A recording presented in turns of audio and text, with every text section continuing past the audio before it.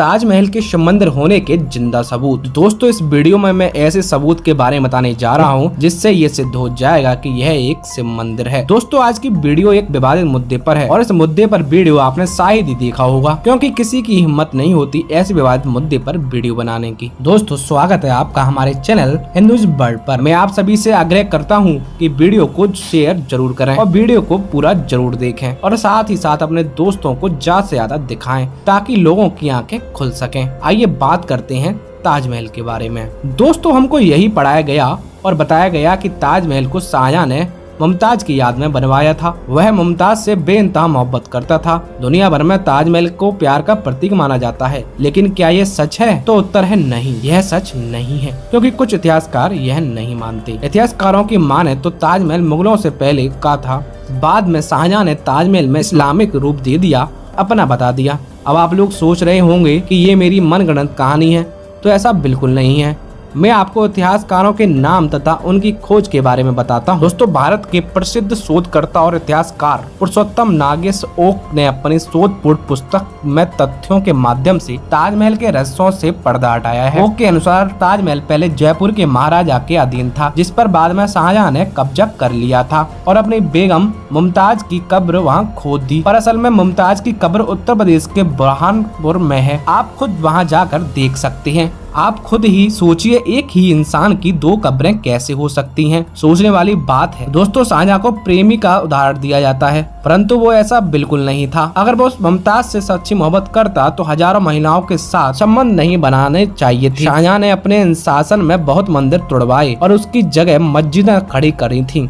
दोस्तों सोचने वाली बात है, ये देश हमेशा से हिंदुओं का रहा है। मुगल यहाँ आ गए और मुगलों ने यहाँ पर राज किया और मंदिरों को तोड़वा दिया। और दोस्तों कहा भी जाता है हिंदुस्तान के ज्यादातर मुस्लिम कन्वर्टेड हैं, मतलब अपना धर्म परिवर्तन कर लिया था। खैर ये बात की है। अभी आज के टॉपिक पर आते हैं, इस बारे में कभी और चर्चा करेंगे। अगर आप लोग कमेंट करेंगे तो इसके ऊपर एक वीडियो जरूर बनाऊंगा। तो दोस्तों अगर शाहजहां मुमताज से प्यार करता तो हजारों महिलाओं से शादी क्यों करता? हम मानते हैं इस्लाम में एक से ज्यादा निकाह जायज हैं, मगर इन्होंने तो बीबियों की लाइन ही लगा दी थी। और ऐसा व्यक्ति प्यार का प्रतीक कैसे बना सकता है? दोस्तों इतिहासकार पुरुषोत्तम जी की पुस्तक में ये लिखा है कि ताजमहल के शिव मंदिर होने के करीब 108 सबूत मौजूद हैं। सबसे पहला सबूत है कलश।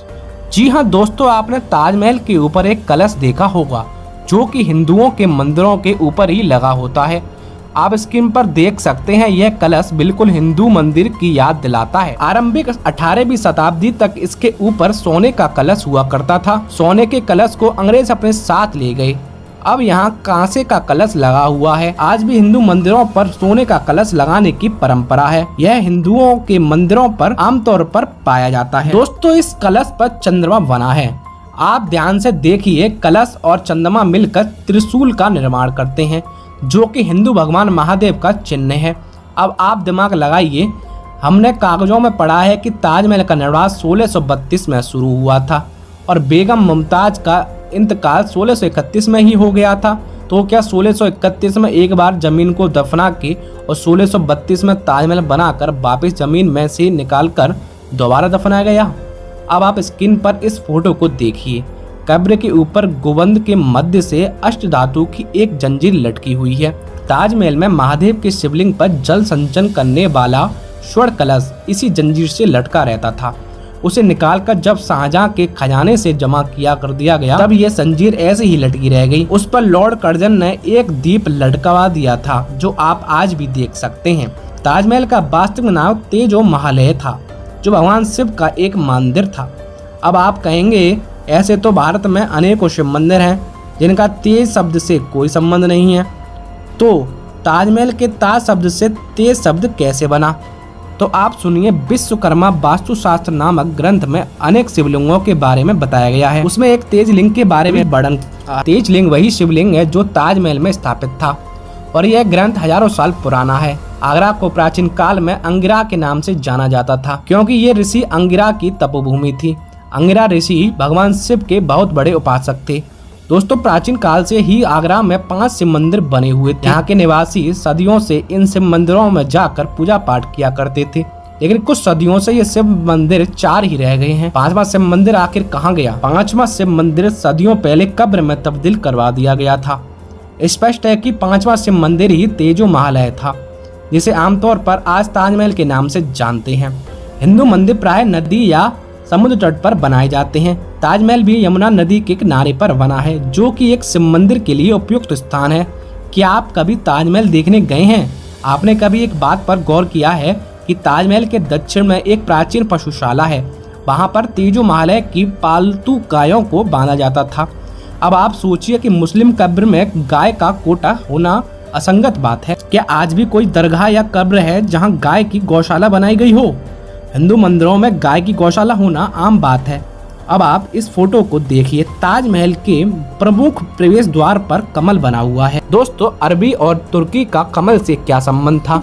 हिंदू धर्म का प्रतीक चिन्ह है कमल और महादेव को प्रिय है कमल, तो इसका मतलब आप समझ ही गए होंगे। अब आप कभी ताजमहल देखने गए हो तो याद करिए, ताजमहल के गुंबद में सैकड़ों लोहे के छल्ले लगे हैं, जिस पर बहुत ही कम लोगों को ध्यान जा पाता है। इन छल्लों पर मिट्टी के अलौकिक दिए रखे जाते थे, जिससे कि संपूर्ण मंदिर अलौकिकमय हो जाता था।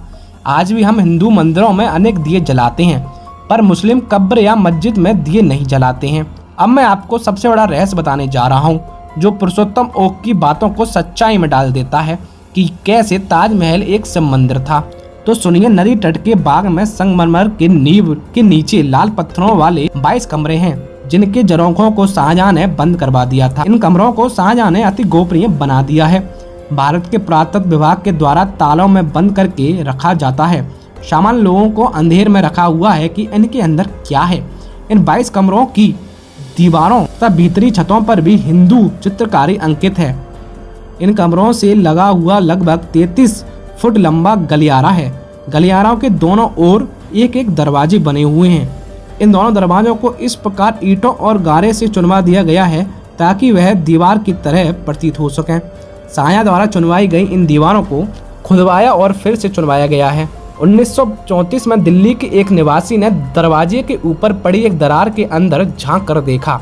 उसने भीतर एक बृहद कक्ष और वहां के भीतर दृश्य को देखकर वह हक्का बक्का रह गया तथा भयभीत हो गया था। वहां बीचों बीच भगवान शिव का चित्र था, जिसका सिर कटा हुआ था। उसके चारों ओर बहुत सी मूर्तियां जमा बड़ा था। ऐसा भी हो सकता है कि वहां पर संस्कृत के शिलालेख भी हों। ये सुनिश्चित करने के लिए ताजमहल हिंदू चित्र, संस्कृत शिलालेख, धार्मिक लेख, सिक्के तथा अन्य उपयोगी वस्तुओं जैसे कौन कौन से साक्ष्य वहां हुए हैं, उनकी 7 मंजिलों को खोलकर साफ सफाई कराने की तुरंत आवश्यकता है।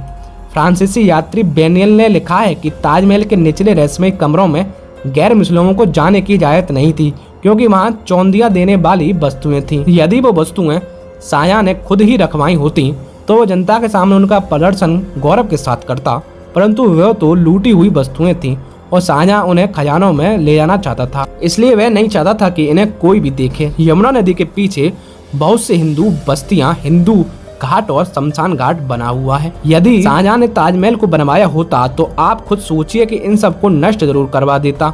अब सुनिए, 1932 में ताजमहल के इन कमरों को ढकने के लिए जो दीवार बनाई गई थी उसमें दरार आ गई थी, तो कारीगरों को बुलाया गया। एक कारीगर ने जब ईंट हटा रहा था तो उसकी नज़र उस बंद पड़े हुए कमरे पर गई, जहां पर शिवजी के महाकाल रूपी पेंटिंग को उसने साफ साफ देखा था। उसने यह बात वहां खड़े अंग्रेज अधिकारी को बताई।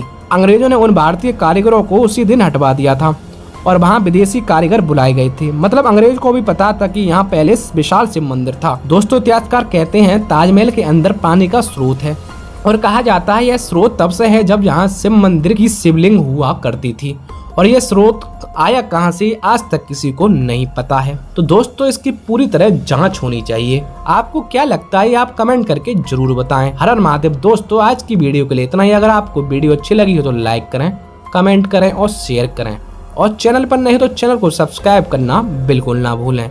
जय श्री कृष्णा दोस्तों।